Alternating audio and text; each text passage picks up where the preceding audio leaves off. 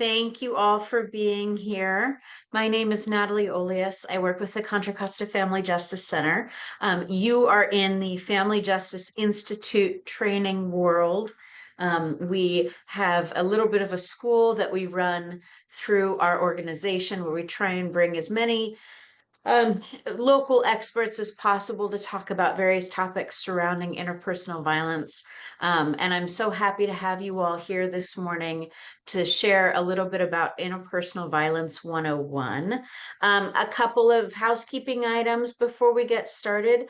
Please feel free to put your name and agency in the chat. Say good morning.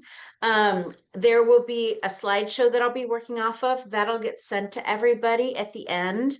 And then there will also be a survey evaluation that'll get sent to everybody at the end. I do look at those. So good feedback, bad feedback, it's all good. I really appreciate that. So please take a couple minutes just to fill that out once you get that. But for now, let me go ahead and share my screen here. All right, so you are in Interpersonal Violence 101. So again, Natalie Oleas, I'm the Regional Director of Administration with the Contra Costa Family Justice Center. And we are going to be discussing, interpersonal violence. These topics on their own could cover, 2-3 hour trainings. So we're going to do a very, very brief overview of what interpersonal violence is, some definitions around it. Specifically, we're going to broadly define domestic violence, sexual assault, child abuse, elder abuse, human trafficking, and stalking. We're going to identify some safety risks, including lethality assessments, strangulation, and potential protective factors that we're going to discuss later in the training, which are really important when working with survivors of interpersonal violence. We're also going to introduce a little bit of a public health approach to interpersonal violence. And we're also going to be very briefly talking about ACEs and the impact of trauma on children. So we have a full agenda for us today. So let's go ahead and get started. And I want to start specifically by talking about understanding trauma. The survivors that we see in our office really are going through crisis, and they're going through situations that they really need to figure out what is the best for them at that moment and what makes the most sense. And oftentimes what can happen is when you have somebody coming in for services that is going through trauma, they can have interesting displays that happen. So they can some kind of seem confused. They can not remember when things have happened or around what specific day things have happened, particularly if they've experienced trauma over time. And there's a reason for that. So I am not a medical expert by any stretch of the imagination, but trauma really impacts your brain.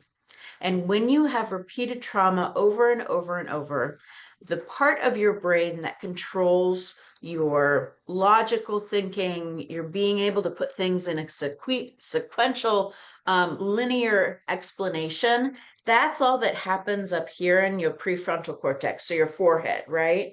So as you can see here, it's the most forward part of your brain, and that controls those.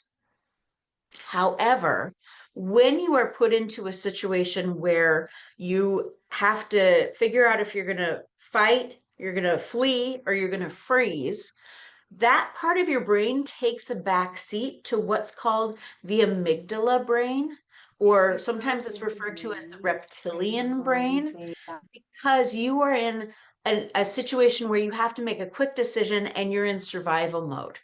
And so what can happen is when the amygdala takes over, the hippocampus that impacts the memory part of your brain back here, the prefrontal cortex that controls your logic and thinking, that suddenly kind of goes away because you are in this moment of, I have to stay alive. I'm in danger. I have to do something to make sure that I'm safe. And so what we tend to see, especially from individuals, particularly if they have experienced trauma really recently, is they come in really confused. They can't, as I mentioned, they can't put a linear pattern together of what has happened. And so I start always by talking about this because when working with survivors, it's a process. It's gonna take time. It's gonna require folks to stick with them long term in supporting them, because at some point they will no longer be in that crisis state, right? They'll be able to be more of a partner in figuring out what's the safest options for them. So I just like to bring that up for folks, especially because I know so many of you work with interpersonal violence survivors, and really working with somebody who's experienced trauma is a very different experience than somebody who has not. I do want to mention also that for folks that are interested in asking any questions, I'm going to have you wait until the end just because I won't be able to grab them all at the same time. So please feel free to hold your question. Oh, you're welcome to come off mute at the end and we'll have a discussion about it. Okay, so you all are here for Interpersonal Violence 101 or IPV 101. So what is that? So the definition of interpersonal violence involves several different areas. It's domestic violence, rape and sexual assault, child abuse, elder abuse, human trafficking, and stalking. And again, I'm going to be touching on each of these topics to give a little bit of an understanding around some of them. And by all means, this is not a comprehensive, this is sort of an overview of each of these. So we're going to start with talking about domestic violence. So for the Family Justice Center, and I'm sure for many of you, this is the most frequent type of violence that we see in our centers. We have 5 centers throughout Contra Costa and throughout Solano, and it's about 70% of our clients that come in and are dealing with some type of either domestic violence situation or family violence situation. So the definition of domestic violence is abuse in intimate relationships, and it involves a pattern of coercive behavior designed to exert power and control over another individual. So this is really talking about the impact of one person over another individual. And specifically to be domestic violence, it has to be in an intimate relationship. I wanted to get some audience participation, so bear with me as I've done a poll that I wanted to share with you all, and be able to do some of these, get a little more involved in these. So give me 1 second. All right, so I'm going to go ahead and launch this poll, and I want you to decide. You can select multiples, by the way. What do you think of a relationship that's considered intimate? What does intimate mean? So feel free to go ahead and select. I see some people already getting started. Great, thank you. I'll give folks a couple more seconds to answer here. I know some of these are tricky, and again, because I made it multiple select, it's also a challenge too. I understand that. All right, it looks like we're getting almost everybody answering here. Okay, so it looks like on my end, I'm going to go ahead and stop the poll, and I'm going to share the results. And so most people selected spouse or dating partner. Great. Some people selected roommate, some people selected child, some people selected parent. So that definition is right here. And intimate relationships includes several different types of relationships. So you were correct. The majority of people got the spouse and the dating partner. So it's a spouse, former spouse, cohabitant or former cohabitant. This one gets really tricky because a lot of people think that does mean roommate. And in actuality, a roommate is too far removed of a relationship to be considered domestic violence. So when the definition, and this is based off of the penal code definition, when we say cohabitant or former cohabitant, it means that there has to be a closely developed relationship between those individuals. And that can look like sharing a bank account with one another, being on the other person's healthcare insurance. So there's usually some type of dating relationship or more intimate relationship between the parties. It doesn't mean that abuse doesn't happen between roommates, but it wouldn't be legally considered domestic violence. It would be a violence of another kind. Current or former dating partners, co-parents, children of either party, or another relative within the first or second degree. And what that means is that if you think about the relationship that you have with the individuals closest to you, it's one person away from you. So it's usually either a parent, a child, it can also be a grandparent. It starts to get a little more difficult when you branch farther out because you can have family violence with uncles, aunts. We've seen great grandparents come in here as well. That's all under the umbrella of domestic violence too. So it's a much broader definition than a lot of people think, which tends to be this concept of, oh, it's somebody that I'm dating or somebody that I'm married to. So a lot of you got that in the poll. Okay, we're gonna do one more, so humor me here. And then let's see, let me get this going. So this question is really gonna focus on types of abuse in relationships. So I've given a couple different examples of what types of abuse folks may see and if that is considered abusive or not. So feel free to go ahead and select. And again, you can select multiples. It doesn't have to be just one answer. But some of these are a little bit tricky, right? So I'm going to give folks a couple minutes or a couple seconds, I should say, just to select these. So we've got hitting somebody, calling somebody a derogatory name, limiting access to somebody's bank account or finances, calling immigration on somebody who doesn't have status, forcing somebody to practice your own religion. So we've got about half the group who's participated. Oh, a couple more folks here. Great. All right, so we'll do a countdown for 3, 2, any last minute decisions? Okay, I'm going to go ahead and share the results here. So, trick question, these are all different types of abuse.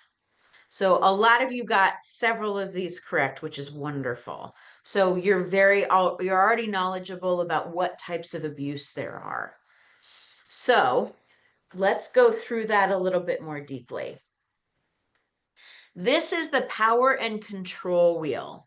Hopefully you've seen this. If you haven't seen this, this is a really nice visual to share with people who might either be experiencing interpersonal violence or who want to know more about it. So the main goal of this wheel is that in each type of violence that's exerted upon another individual, there's always power and control at the center of it. So as you can see here, there's lots of different types of violence. There's physical violence, there's sexual violence. We almost, at the Family Justice Center, we always see emotional or verbal abuse of some kind. Even if there's not physical abuse that has happened, there's some type of emotional or physical. We see a lot of financial abuse. So for example, if somebody comes in and says, well, I work my job, but my partner requires me to put my paycheck into their bank account, that's financial abuse, right? If you take somebody else's wages, that's abusive. There is also spiritual abuse that was on the poll. So if you don't allow someone to practice a religion of their own choice, that is a type of spiritual abuse. We've seen a lot of gaslighting as well of people of using religion as a tool to get somebody to do what you want them to do instead of being able to practice religion freely as well. So this is a great example of just the different types of abuse that might happen, or that somebody might experience if they're in a domestic violence situation. Okay, so the next thing I wanted to talk about is in abusive relationships, we see a pattern that tends to recur and recur until either somebody breaks that cycle somehow. So, in almost every type of abusive situation that we see, there's usually a honeymoon phase that starts the relationship. Say, for example, we're using a dating relationship. You've met somebody, you really are in that butterflies and rainbows mode. You get to go out on dates, you have a wonderful time together. In abusive relationships, what can happen is after that phase, there's a tension building phase that occurs. So little things start to set somebody else off. Um, Other little things tend to happen. They start to be a little verbally abusive. And eventually, at some point, there's usually an explosion that occurs from the party that's causing harm. So it's typically a more serious event than what's happening in the tension building phase. So it's either a physical attack, it's a threat that is made of some kind. And then what we see immediately after that has happened, after that explosion has occurred, go right back into the honeymoon phase. And the person that has had that outburst, or has committed whatever assault that might have happened, they're so sorry for what they've done, and they apologize profusely to the person. And they may give it situations of, I have substance abuse issues, or I was abused as a kid, I have anger abuse issues that I'm trying to work on, please stay with me, please, let's work through this, we can work through this. And if somebody decides to maintain that relationship, this cycle is going to keep happening over and over and over. And in very serious, extreme situations of abusive behavior, the honeymoon phase goes away. And it is only tension building and explosion, tension building and explosion. And the only way to break that cycle is for somebody to change, is for somebody to do something different. So, what that can mean is either someone who is in abusive and the victim of the abuse ends the relationship and says, we're not doing this anymore. That breaks that cycle, right? What can also happen too is the party that is causing the harm can also say, no, I legitimately want to get help. And they get help for what's been going on. Unfortunately, we don't see that nearly as often as somebody leaving a relationship. But until one of those two people breaks that cycle, this cycle is going to keep continuing over and over and over. A couple statistics. I'm sure a lot of you already know this, but how often does abusive domestic violence happen between partners? This is a national statistic. So it says roughly 1 in 3 women have experienced abuse, and about 1 in 4 men. So it's significantly high in the number of individuals that have been through an abusive relationship of some kind. What we also know is that domestic violence isn't limited to heterosexual partners. It's also seen in the LGBT community. About 60% of bisexual women have experienced some type of abuse as compared to heterosexual women. About 66% of lesbians and about 14% of gay men have also reported at least one domestic violence experience. So regardless of what type of relationship there is, abuse can happen within those relationships. One other statistic that comes up is that on average, a woman will attempt to leave an abuser about 7 times before actually permanently exiting that relationship. Now, I know I'm using gendered terms here. What we do know from that national statistics is it's a little more frequent that women experience abuse versus men. So in this statistic specifically, they're relating to women. Men and non-binary individuals can also experience abuse, but it takes about 7 times before you actually leave the abusive relationship. So a lot of people ask, well, gosh, if you're experiencing this from somebody who's supposed to love you, why don't you just leave? You shouldn't have to go through that. And there's a lot of very personal reasons why people don't leave those relationships.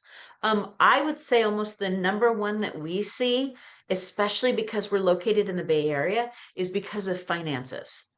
And it's say you live in a household that has a dual income, right? You have two incomes coming in. Maybe you all have a couple of children.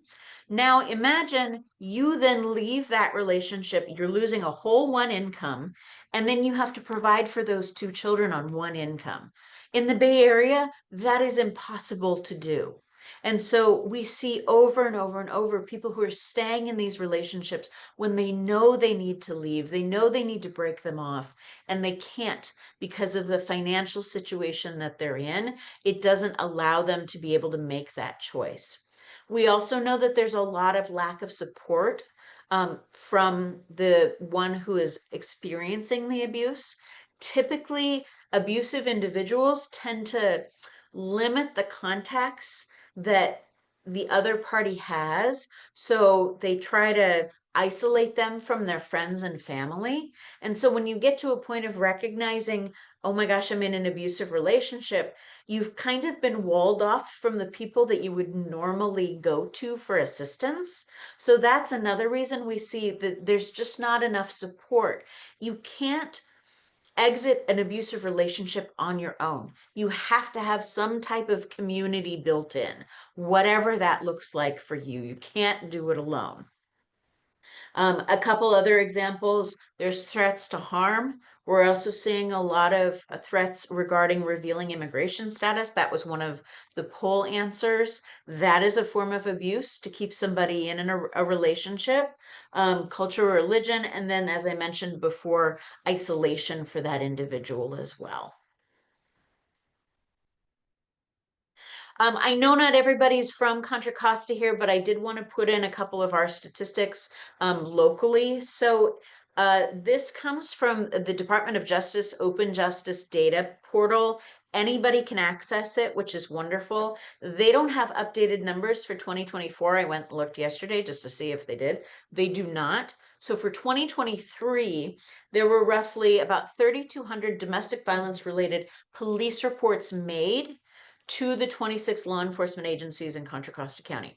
Now, I want to point out a couple things here. One is a lot of abusive relationships do not call the police. So we know that there's more than this number that's happening within our community. What we also know from this statistic too is that this is police reports made. This is not phone calls coming into the police. So this is a very smaller fraction of the larger abusive relationships that are happening within our community, because it has to get to a certain level for somebody to call the police. And once you call the police, it has to be severe enough that a police officer is saying, we're going to do a police report, we're going to make an arrest. So I want folks to keep those in mind when we're going through some of these statistics. Okay. I also wanted to raise a really important point. This is something that we see over and over and over, especially related to the mass shootings that we see. Roughly 50% of domestic violence related homicides in Contra Costa County were caused by guns.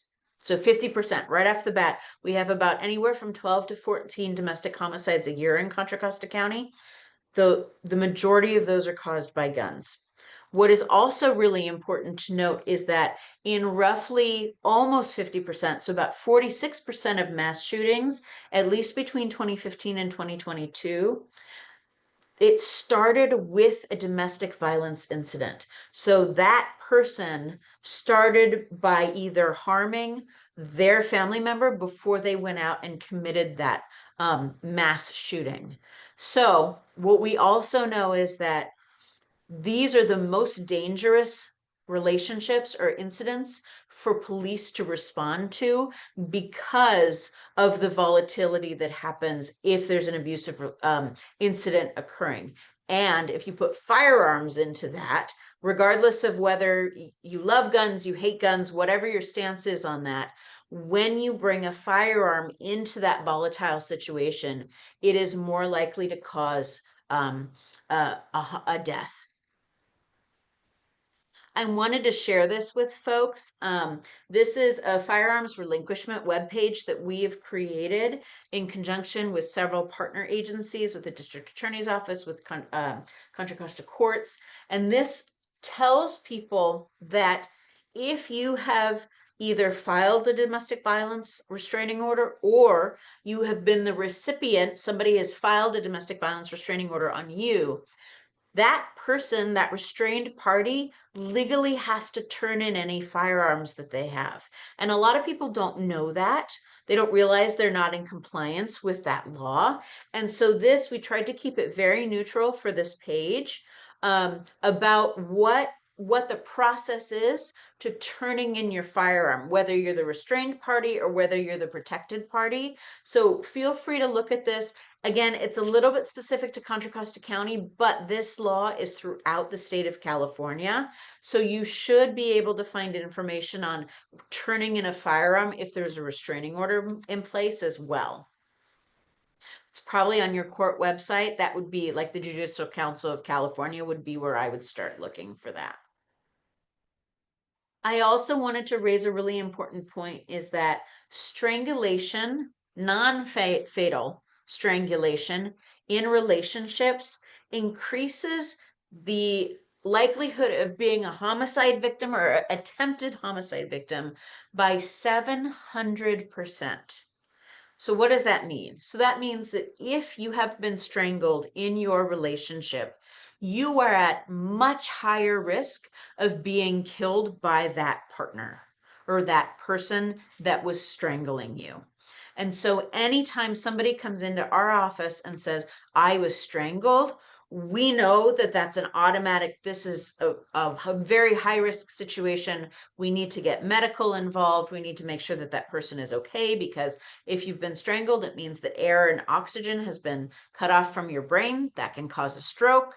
So there's a whole process that we have for individuals that have been the victims of strangulation, and how severe it is and how important it is to recognize that it increases their homicide risk significantly. Okay, so that's what I have for domestic violence. Again, there's lots more training that we could do, and you're welcome to, we have a YouTube page, it's Coco Family Justice. We have several trainings on there, just like this one, that you're welcome to download. You can watch them for free. A little more specifics about domestic violence, but that's sort of the overview that we're going to do on that area.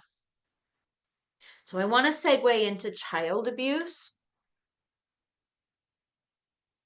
And child abuse, go to the next screen here. Child abuse, the definition is a person inflicts the following on somebody under the age of 18. So it can be a physical injury, it can be sexual abuse, it can be willful harming of some kind. The key thing to note here is with child abuse, neglect or abandonment come into play. So if there's somebody under the age of 18 and you're not providing them with the basic care that they need, food, shelter, education, etc., that also is a type of abuse. So we don't see that in adult domestic violence relationships, because that person, if you're over 18, you're supposed to be able to take care of yourself. Now, whether you can at 18 or not, that's a whole different conversation. But at least for purposes of this, if you are under the age of 18, if you are neglected or somehow abandoned in some way by your guardian or your parent, that can also be considered abuse.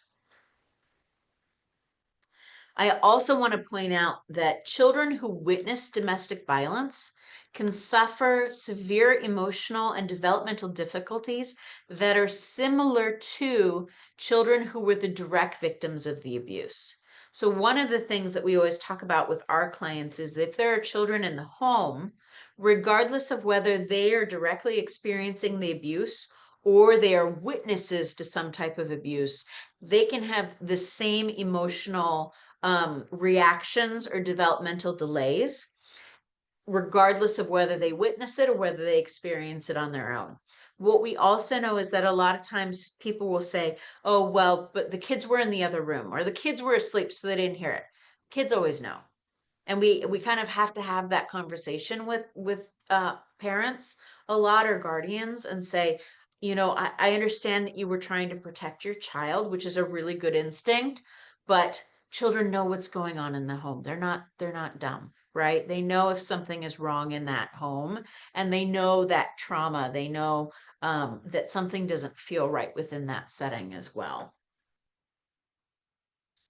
Secondhand abuse. So this is for witnesses of abuse, right? This is sort of detailing out a little bit more types of situations that are where children are witnesses to abuse. Again, this might be a little small on your screen, so we're going to send out the PowerPoint and you'll be able to read this a little more closely.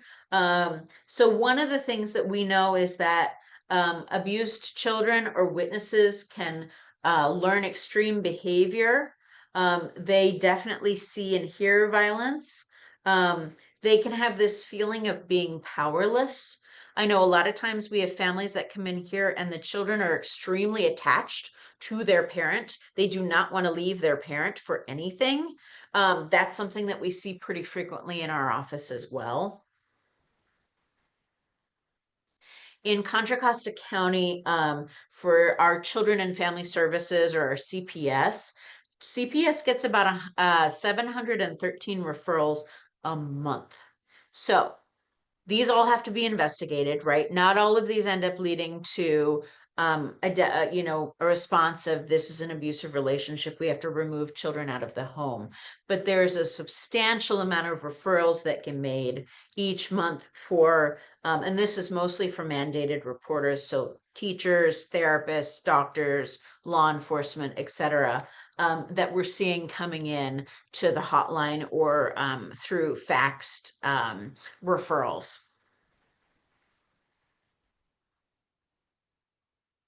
Okay, so I have tried something new. I have put in a video. It's 2 minutes, so it's super short. It's going to keep your attention, I promise. Specifically, it's understanding ACEs. So, and you're probably like, well, some of you have probably already heard of ACEs, and so I'm just telling you stuff you already know. But some of you have never heard of ACEs, and you're like, I have no idea what this is. So we're going to start with this video, and then I'm going to go into it a little bit more. So please let me know if you can hear this okay. Adverse childhood experiences, called ACEs, are stressful or traumatic experiences that occur in childhood, like violence, abuse, and growing up in a family with substance use or mental health problems. When a caring adult or supportive environment doesn't soften those adverse experiences, or when they are ongoing or overwhelming, they can lead to a prolonged activation of our stress response, called toxic stress. Think of toxic stress like this. Our bodies were designed to escape predators quickly. Imagine you're walking through the woods and you see a bear. Your brain signals your body to release stress hormones like adrenaline and cortisol. Your heart begins to pound and your body prepares you to either fight or run from the bear. And that's useful if you're in the forest and there's a bear.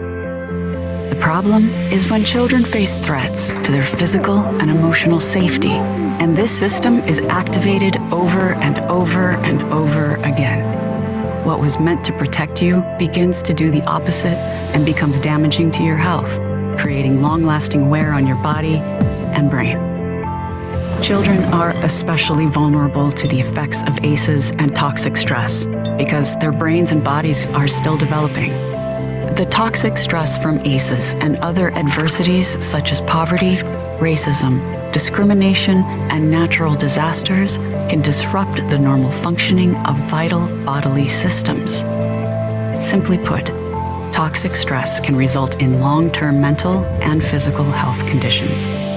Not only that, but the effects of ACEs can be passed from parent to child for generations through the biological changes and behaviors associated with ACEs and toxic stress. A person with 4 or more ACEs is twice as likely to suffer from heart disease, cancer, and stroke, 4 times as likely to develop depression, and 12 times as likely to attempt suicide. The good news is that safe, stable relationships and environments and other interventions such as physical and mental health support can reduce the risk of ACEs leading to toxic stress and stress-related health conditions. To learn more, visit www.osg.ca.gov.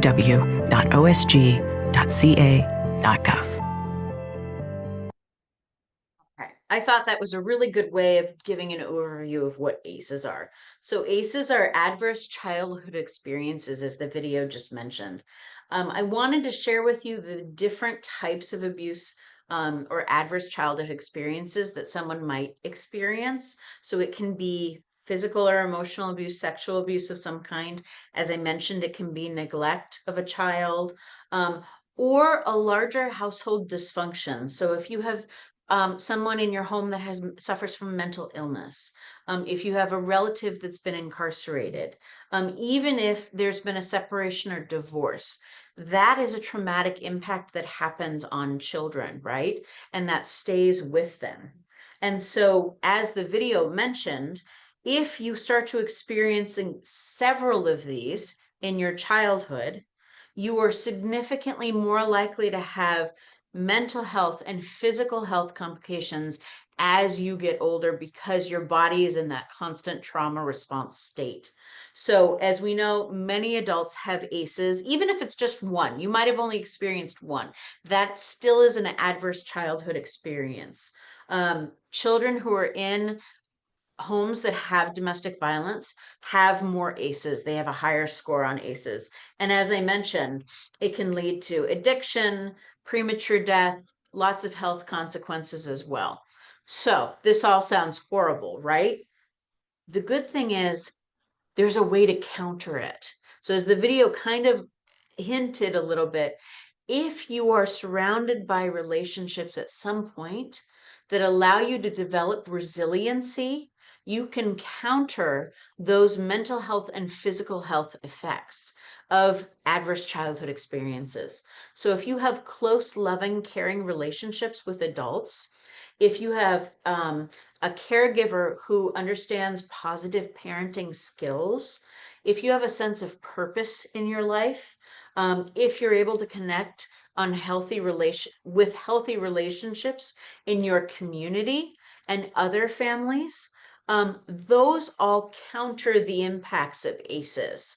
So I wanted to share this just because I know a lot of folks that we see are children who have experienced adverse childhood experiences, but there is a way to combat that with the opposite happening, where you're building powerful, loving, positive relationships for those children. Okay. All right, so I'm going to move to the next segment. Again, we have a whole, somebody put it on the YouTube page, is Coco Family Justice. If you Google that, we actually have a whole trauma and with children segment that's really good from Roxanne Bellotti with We Care. She does a wonderful explanation of the impacts of trauma on children in much more detail. So I highly encourage you to watch that. She's much more eloquent in explaining it than I will be here today for you. Okay, we're going to move into human trafficking. And the definition is human trafficking occurs when someone deprives or violates the personal liberty of another with the intent to obtain forced labor or services. It does not necessarily involve somebody crossing a border or somebody being held by force or in captivity of some kind. A lot of people think that, I think social media and I think television and movies really portray extreme experiences for human trafficking survivors when that is not always the case. So I'm going to go into that a little bit more here, but I'm going to start by talking about that there are actually two types of human trafficking that are both trafficking. So typically people always think of sex trafficking, right? If you say human trafficking, you usually think of sex trafficking. So that can be on online dating websites, it can be found in strip clubs, it can be hotel motels. We see a lot of individuals that, especially under the age of 18, that live in group homes that are trafficked for sex. I'm going to talk about children and sex trafficking in a minute. But what we also know is that there's a lot of labor trafficking that happens, and it happens right here in Contra Costa County and right here in California. So this happens a lot in domestic work or cleaning services, in caregiving homes, in restaurants, in massage businesses, where we see somebody doesn't have access to their documents, or they're making significantly under minimum wage and working way more than 8 hours a day, which is what's legally required for a work environment. In Contra Costa County, in 2024 at least, community partners working who work with human trafficking survivors identified about 1,300 of them. I do believe there's more that are not documented, and the reason I say that is because a lot of times we don't see as many human trafficking survivors as we do domestic violence survivors. We do see them though, but what tends to happen is when they come into our office, they usually identify as a domestic violence survivor. And it's not until you start talking with somebody about the relationship that they have that you start to realize, oh, you're being limited on where you can go.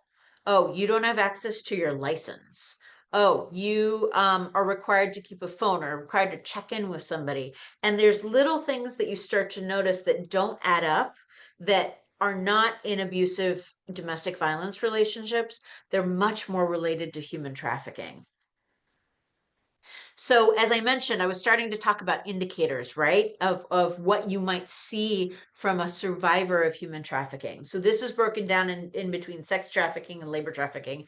Like I said, I'm not going to read this all to you, but what we see in both individuals, whether they've been sex trafficked or trafficked labor, is restricted movement of some kind, works in a single location, long, unusual hours, cannot speak on their own behalf, really confusion about their whereabouts or where they've been recently, very low pay, as I mentioned before, and can be unhoused or homeless. I specifically want to comment on the term I'm sure most of you have heard before, which is CSEC. That stands for Commercially Sexually Exploited Child. And what that means is that if it's a child under the age of 18 who is sexually trafficked, receives food or shelter in exchange for, or is paid to perform sexual acts, and whose parent or guardian failed to protect that child from that trafficking. Now, what we see in lots of CSEC cases is that there's a higher likelihood that that child has grown up in an abusive home of some kind, that there is a higher likelihood that that child has somehow been involved in the juvenile justice system at some point, or that child, there's mental health needs that are not being met. What we also know is that usually for children who experience CSEC, they're much more likely to have CPS involvement within their home at some point. And as I mentioned before, a lot of the cases that we see in Contra Costa County are foster children that have been put into a group home of some kind, and they have then been trafficked because of their vulnerability that we see. Okay, I think that's my last slide for CSEC and for human trafficking. Again, on our YouTube page, we have a great human trafficking detailed training that I highly recommend you watch. Okay, I'm going to move into rape and sexual assault, talk a little bit about definitions. So the definition of rape is sexual intercourse without consent.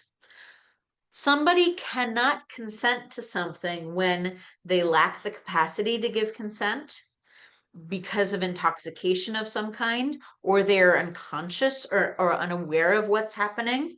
They're consenting because they're scared or they're in fear for their safety, or they're threatened in some way. Or in the state of California, if you are under the age of 18 years old, you cannot consent to sex. So that number changes state by state. So some states have the age of 16 as when to consent to sex, but for California, it's the age of 18. A lot of people, when you think about, rape and sexual assault, and you've seen cases and stuff, a lot of the criminal cases that happen, it talks about consent specifically and what's consent and what's not. And it's very muddled. So this is another short 2-minute video that I'm sure some of you have already seen, but I think it gives a really good explanation of consent and when it's withdrawn. So I'm going to go ahead and play this really quickly for you all.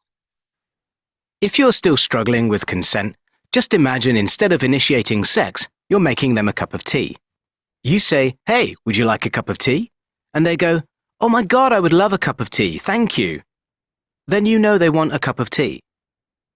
If you say, "Hey, would you like a cup of tea?" And they're like, I'm not really sure.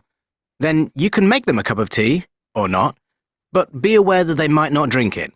And if they don't drink it, then, and this is the important bit, don't make them drink it. Just because you made it doesn't mean you're entitled to watch them drink it. And if they say, "No thank you," then don't make them tea. At all. Just don't make them tea. Don't make them drink tea, don't get annoyed at them for not wanting tea. They just don't want tea, okay? They might say, "Yes please, that's kind of you."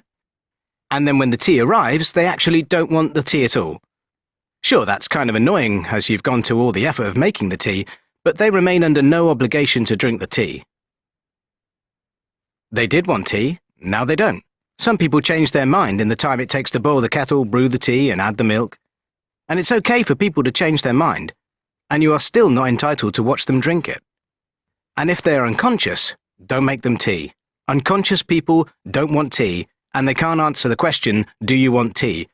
because they're unconscious. Okay, maybe they were conscious when you asked them if they wanted tea, and they said yes, but in the time it took you to boil the kettle or brew the tea and add the milk, they are now unconscious. You should just put the tea down, make sure the unconscious person is safe, and this is the important part again, don't make them drink the tea. They said yes then, sure, but unconscious people don't want tea. If someone said yes to tea, started drinking it, and then passed out before they'd finished it, don't keep on pouring it down their throat. Take the tea away. Make sure they are safe, because unconscious people don't want tea. Trust me on this.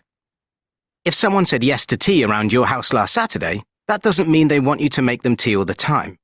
They don't want you to come around to their place unexpectedly and make them tea and force them to drink it, going, "But you wanted tea last week," or to wake up to find you pouring tea down their throat going, "But you wanted tea last night." If you can understand how completely ludicrous it is to force people to have tea when they don't want tea, and you are able to understand when people don't want tea, then how hard is it to understand when it comes to sex? Whether it's tea or sex, consent is everything. And on that note, I'm going to make myself a cup of tea. All right. So I know that's, it kind of lightens the mood around consent and sexual intercourse and everything. But I think it really hits home to the point of the key in what we see with rape and sexual assault is if there's no consent, that becomes a rape or a sexual assault incident of some kind. Statistics, these are national statistics from the Rape and Incest National Network. So roughly 1 in 6 women has experienced being the victim of an attempted or completed rape, and about 1 in every 33 men as well. How often does rape happen in Contra Costa County? Again, I'm going to give the same warning about data that I did for the domestic violence statistics. In 2023, there were roughly 282 rape police reports created, but for the 26 law enforcement agencies in Contra Costa County. So again, most people who experience rape or sexual assault do not call the police and do not report it. So we know that those statistics are significantly higher. And that's nationwide. That's not just specific to Contra Costa County. Sexual assault is a little bit broader of a term than rape. Rape is very specific to discuss sexual intercourse, right, with no consent. Sexual assault can include sodomy, oral copulation, sexual penetration, touching of some kind, and there's no consent to that. So again, it's through force, violence, duress, menace, fear of being threatened or being harmed in some way. So sexual assault is a larger bubble, I would say, than rape. That's the definition. What we also know is that in a person that experiences a sexual assault of some kind can have significantly increased mental health or depressive thoughts, including about suicide as well. So roughly 94% of women who were raped experienced symptoms of post-traumatic stress disorder 2 weeks following the incident. 30% of women were still experiencing those symptoms 9 months after the incident happened. And these statistics, again, they're from the Rape and Incest National Network.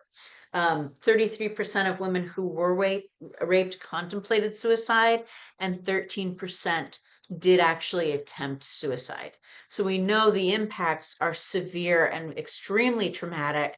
And so one of the things that we always do is if a sexual assault or rape survivor comes into our office, we try and get them connected to a mental health professional if they are interested in that, because we know the severity of the trauma that they've gone through. Okay, I'm going to move on again and move over into stalking. And I appreciate you all bearing with me in this, very brief overview of each of these topics, because there's so much more that can be said for all of them.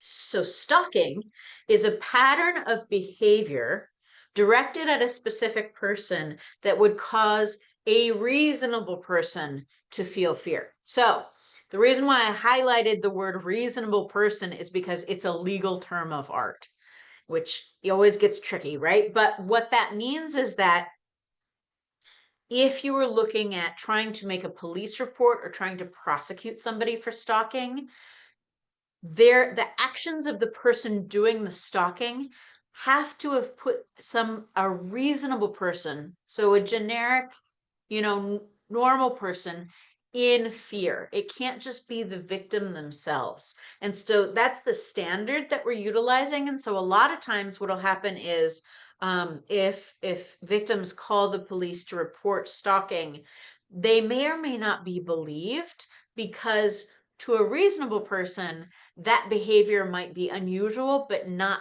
fearful. So I want to keep that in mind as we're talking about this. Stalking data within the United States, about 1 in 3 women and 1 in 6 men have experienced some type of stalking at some point in their life. Typically, what we see most frequently is unwanted phone calls or texts.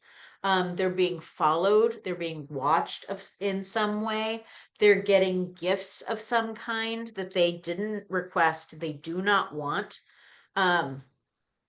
Again, tactics that are used. What we typically see here, we actually see a lot of stalking cases, and it's always so hard, because when a stalking victim comes into the center, they usually start out by saying, I know this sounds crazy, but, and then they talk about whatever they've been experiencing.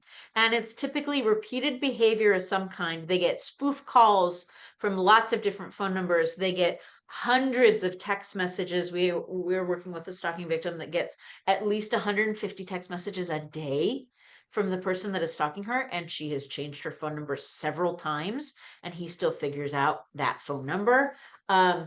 Anytime somebody posts on social media, hey, I'm at this restaurant tonight, That's a location finder, right? So a person that's stalking can find those individuals. We have also had clients who have come in and have actually had tracking devices put on their phones. And I did a training a couple years ago with the DA investigator with Contra Costa County that does a lot of the internet tech stalking abuse of some kind. What he said is tracking devices have gotten so sophisticated that they can be like this small. And so to be able to try and find something like that small in your purse on a car is really hard, right? And then if you report that to police, a lot of times police don't know what to do with that information because they're not as familiar with the tech side of stuff. So it's really hard for survivors to sometimes be believed that they're being stalked, especially if they're receiving calls from lots of different phone numbers. Unless you can pinpoint that all connected to one specific individual, it could just be that you're getting a whole bunch of calls from different phone numbers, right? We know that's not the case, but that tends to happen. So I wanted to put up the stalking incident and behavior log. This is from the Stalking Prevention Awareness and Resource Center. I'm going to have their website up in the next slide. But the reason why I put this up is because one of the first things we talk to stalking survivors about is documenting. It is so important to document what has been happening to you because it's a pattern, right? It's ongoing behavior. It's not just one incident that has taken place, it's several incidences. And what we also know is that it can happen across cities and across counties. So maybe somebody lives in Antioch, but they work in Fairfield. They can be stalked in both locations. And guess what? Antioch PD and Fairfield PD do not talk to one another. They do not share the same database system. So what that means is that this survivor may have experienced 5 different incidents of stalking in 5 different cities, but if she reports it to the police, there's only one report for that specific city. So this is why a stalking log is really important for survivors, for us to be able to say, okay, this is the totality of what we are dealing with.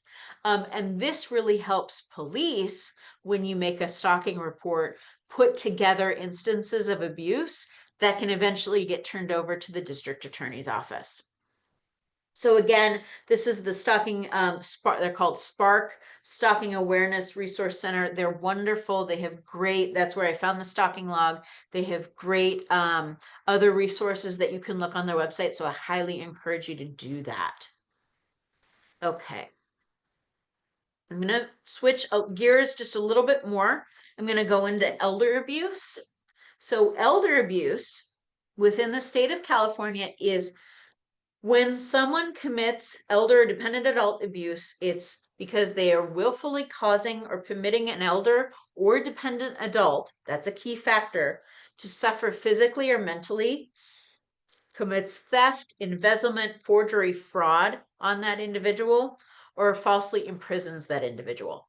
So the key thing to note here is an elder is considered anyone over the age of 65 in the state of California. A dependent adult is anyone between the ages of 18 and 64 who cannot legally care for themselves. And they have been usually assigned a conservator to make legal financial decisions because they lack the capacity to do that on their own. Dependent adults are roped into definitions of elder abuse. So this is very similar to the power and control wheel we saw with domestic violence, but this specifically focuses on elder abuse.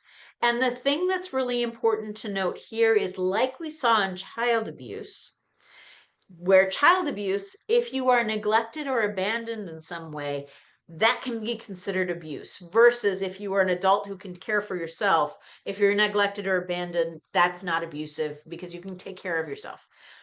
For elders, you might have somebody responsible for your care, or as I said, dependent adults, somebody's responsible for your care. So if they neglect or abandon you in some capacity, or don't give you the medication you're supposed to be getting, don't feed you when you're supposed to be fed, if you are bedbound and you're not turned, that's all considered elder abuse or neglect. How often does it happen in Contra Costa County? There's roughly about 865 elder abuse reports that are made to Adult Protective Services. Again, this is per month. Again, this is mandated reporters. This can also be people from the community or worried family members calling to check in about an elder individual. But this is roughly how many reports get made. So that's a significant number that we see. Typically, what we see most frequently is financial abuse of some kind. So the calls that we get here at the Family Justice Center are very much, it's usually an adult who's worried about their parent, and the adult's sibling is the one responsible for their parents' care, and they're worried about that. And that sibling is abusing their finances in some way. They're garnishing whatever money's coming in. They're selling the home without the elder's consent, things like that. That's what we see a lot in our office for elder abuse. It's an individual who maybe has the early stages of dementia, is leaning on their family for support, and that family member is taking advantage of them in some way. Some physical and emotional signs of elder abuse. So what we know is that physically there might be bruises, but we also know that elder individuals are thin, our skin thins, right? You bruise more easily. So that's not always a great indicator. The really important one is if they are losing weight rapidly, or there's medical needs that are not being met, or unsanitary living conditions. Those are all good indicators, physical signs that elder abuse might be happening. Emotional abuse is increased fear or anxiety, being isolated from friends and family, withdrawing from normal activities. You know, as you get older, you get more isolated, but specifically if you're experiencing elder abuse, that's a tactic somebody's going to use on that individual. Okay. So that sort of covers our definitions that we were going to go over. I want to take a couple minutes and talk about working with survivors. And so regardless, I know you all work in lots of different fields. So you don't always work with survivors of interpersonal violence directly like our team does. But that doesn't mean you're never going to run into a survivor. And so I assume that's why most of you are here, is because in some capacity, you have experienced working with a survivor or victim of interpersonal violence, and you wanted to know more about that. So I want to share, first of all, that in each category that we talked about, there are risk factors that we look for that individual that gauge how severe the abuse they're experiencing is. What that does for us is that determines what do we need to do to make sure this person stays safe, and is this a potentially lethal relationship that's happening? So for domestic violence, as we talked about, strangulation, if somebody's being actually threatening to kill you or harm you in some way, if the abuse is increasing or in frequency or severity, that's another sort of red lights going off in your brain. Child abuse, similarly, if there's domestic violence in the home, we know that individuals from lower income families also experience more abuse. And the child is having more outbursts at school or getting into fights, or there's more truancy, we know that that might be an indicator that that child is experiencing some type of abuse. With human trafficking, again, as I mentioned before, for commercially sexually exploited children, it's usually CPS is involved, and there was some type of abuse or neglect in that home that was occurring. And for sexual assault, it's more prevalent for individuals who are dating that intimate partner. That increases this risk severity. And if that person is using drugs and alcohol, they might be more likely to be taken advantage of. So we have all of these risk factors that we kind of screen for when we're talking to folks about what they've experienced. But the good thing is we also have conversations around what are protective factors that that individual has. So we really focus on, like, who is your support system? Do you have individuals in your life that, like we were talking about with the ACEs, right? That are supportive, that are loving, that can help you get through whatever type of violence you're experiencing. That can be individuals, whether it's friends, it can be family members, or it can be a larger community. I know a lot of people rely on like their church or their school to help them get through instances. This promotes resiliency in survivors. This allows them to combat whatever they're going through and get the help that they might really need. People ask all the time, well, what do survivors need? You know, what do they need in order to stay safe? There's an endless list. These are very broad categories, right? And there's a whole list within this, and everybody's situation is different. You know, when you look, when somebody comes in and they're explaining to me a situation that they've experienced, the discussion I have with them is not going to look like the discussion I have with the next client that comes in and tells me what's going on.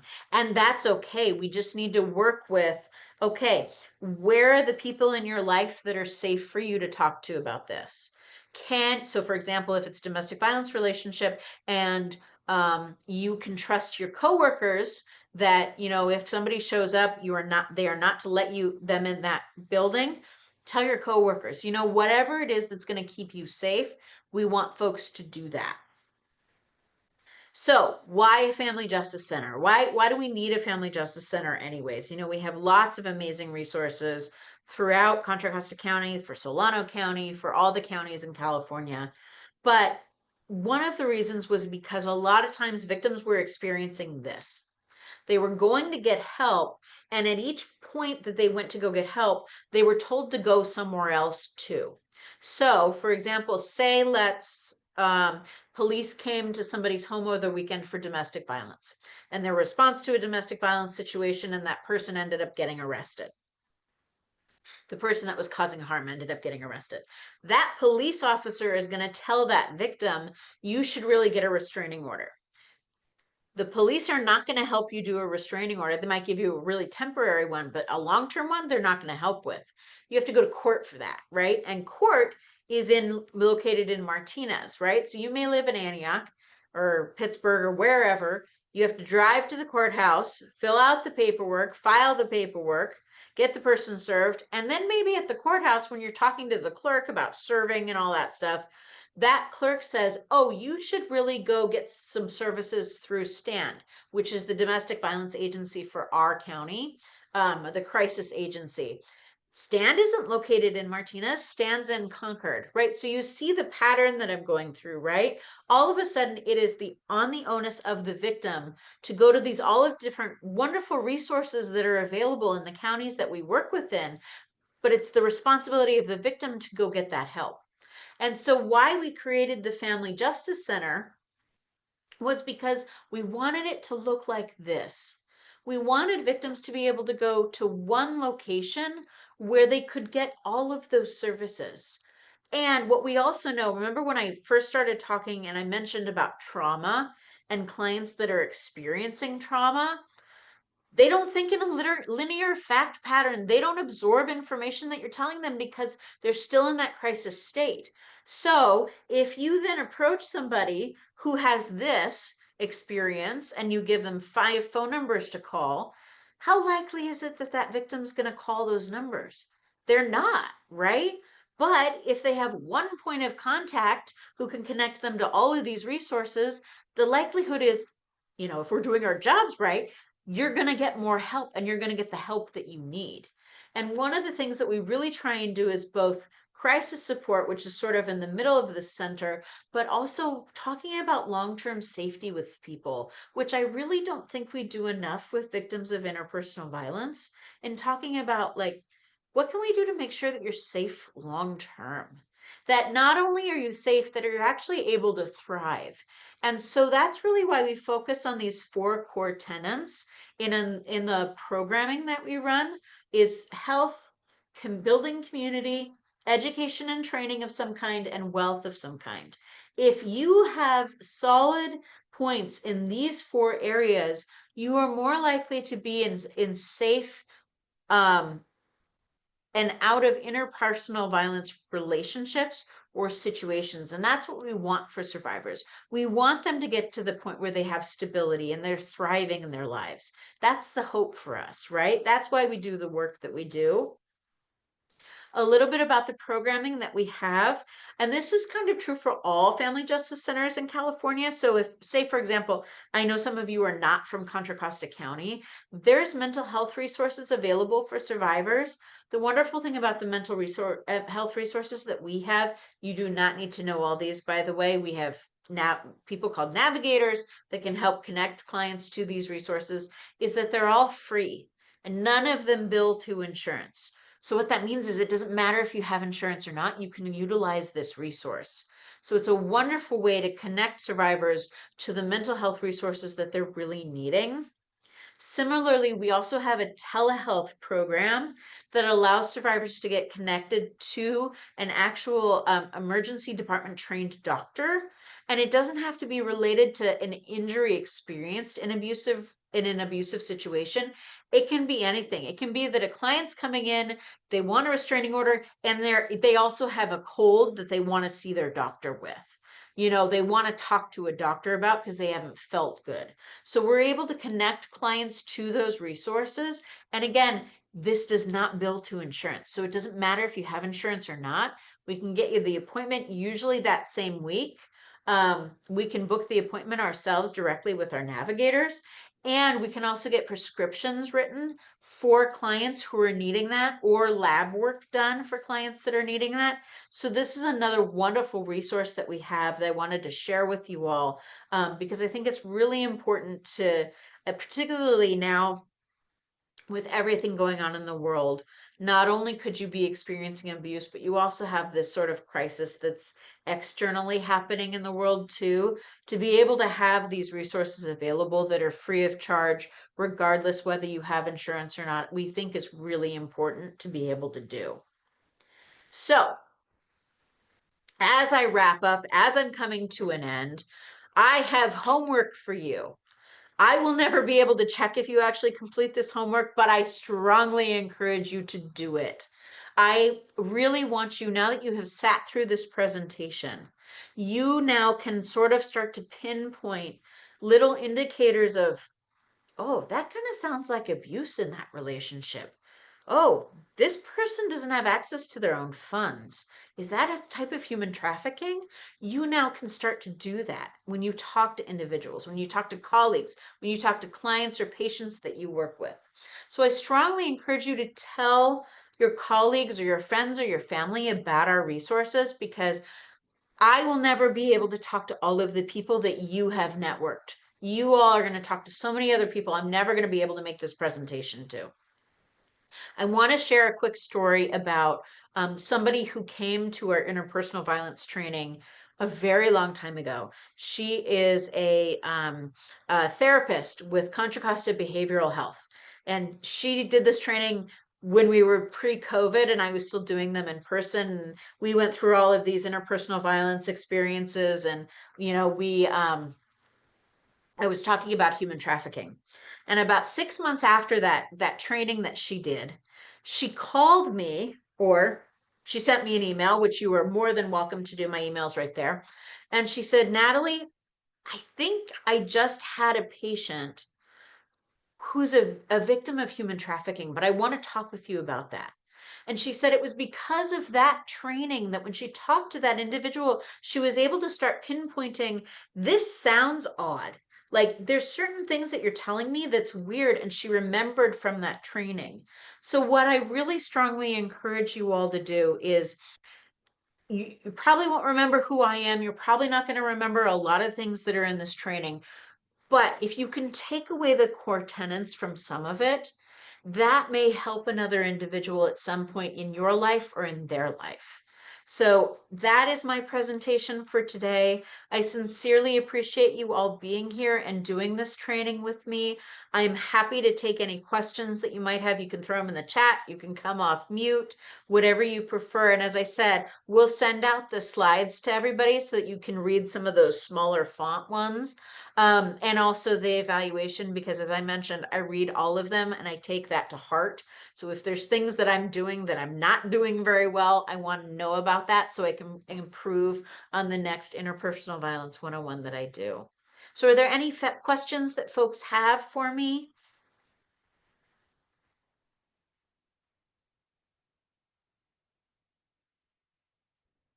And what you can always do, again, you can always email me if there's a specific situation you want to talk through. I get emails from people outside of Contra Costa County too all the time to kind of like brainstorm stuff. So I'm happy to do that as well. But it doesn't sound like folks have any questions. I sincerely appreciate your time. In regards to the San Mateo Family Justice Center, they're actively working on creating one right now. So they don't have one yet. It's in progress though.